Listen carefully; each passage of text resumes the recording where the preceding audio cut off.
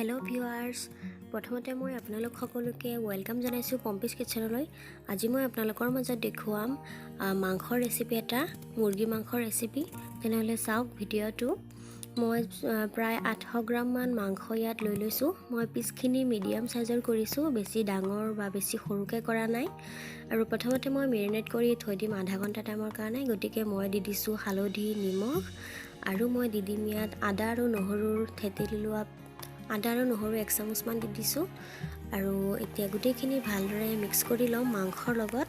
যাতে ধুনীয়াকৈ মাংসৰ লগত লাগি যায় নিমখ হালধি আৰু আদা নহৰু আৰু এইখিনি মই ঢাকি থম আধা ঘণ্টা টাইমৰ কাৰণে আৰু আধা ঘণ্টা পিছত এয়া চাওক মই মিক্সি জাৰ এটা লৈ লৈছো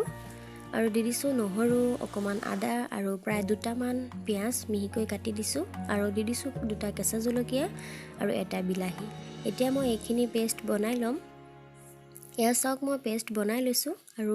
বেলেগ এখন কেৰাহী বহাই দিছো কেৰাহীত দি দিছো প্ৰায় 1 কাপ তেল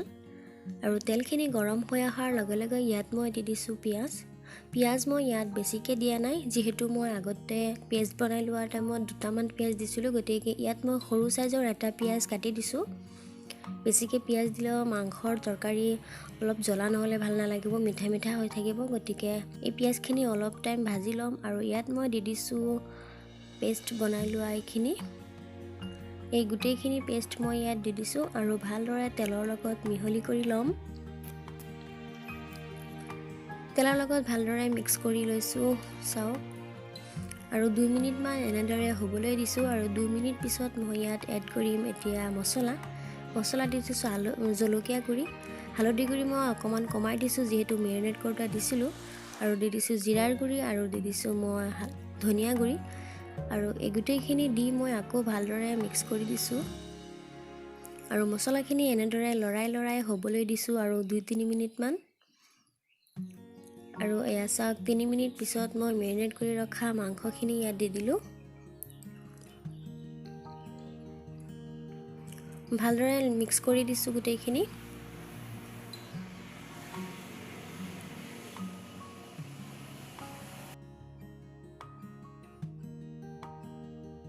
মছলাৰ সৈতে ভালদৰে মিক্স কৰি দিলো আৰু দি দিলো মই 2 চামুচ মান পানী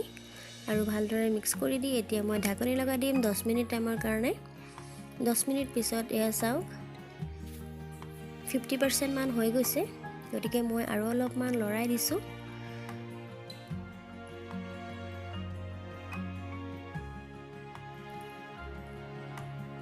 আৰু এতিয়া মই ইয়াত কাটি দিম ধনিয়া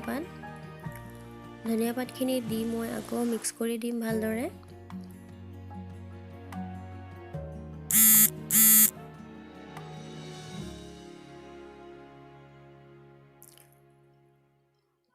আৰু মই এতিয়া পানী এড কৰি দিছো ইয়াত 1 কাপ আৰু 1 কাপ পানী দি আকৌ মই ঢাকনি লগাই দিম 10 মিনিট টাইমৰ কাৰণে এয়া 10 মিনিট পিছত চাওক তৰকাৰীখিনি মোৰ ধুনীয়াকৈ হৈ গৈছে মই এনেকুৱা জুল ৰাখিম বেছি শুকাই নেপেলাও আৰু বেছিকে জুল নাই ইয়াত চাওকচোন আৰু লাষ্টত মই দি দিছো গৰম মছলা পাউডাৰ আৰু গৰম মছলা পাউডাৰ দি মই ভালদৰে মিক্স কৰি দিছো মাংসখিনি যাতে গৰম মছলা পাউডাৰ লাগি যায় মাংসত ভালদৰে আৰু এতিয়া মোৰ তৰকাৰী হৈ গল এতিয়া মই ঢাকনি লগাই দিছো আৰু গেছৰ ফ্লেমটো অফ কৰি দিছো গতিকে চাওক মই খোৱাৰ সময়ত বাঢ়ি লৈছো প্লেট এখনত বহুত ধুনীয়া হৈছে কালাৰটো যিমান ধুনীয়া হৈছে খাবলৈ সিমানেই ধুনীয়া গতিকে আপোনালোকে ভিডিওটো চাই কেনেকুৱা পালে কমেন্ট কৰি জনাবলৈ নাপাহৰিব আৰু এনেদৰে সিম্পল ভাবে আপোনালোকে মাংসৰ তৰকাৰী বনাই খাব বহুত সোৱাদ লাগে গতিকে ভিডিওটো চাই কেনেকুৱা পালে যদিহে ভাল পাইছে লাইক এটা কৰি দিব আৰু যদিহে আপুনি নতুন হয় তেনেহলে মোৰ চেনেলটো অনুগ্ৰহ কৰি সাবস্ক্ৰাইব কৰিব গতিকে বেলেগ এটা ভিডিওৰ সৈতে নিশ্চয় আকৌ লগ পাম আজিলৈ এইখিনিয়ে বাই বাই গুটেখিনি চোৱাৰ বাবে থ্যাংক ইউ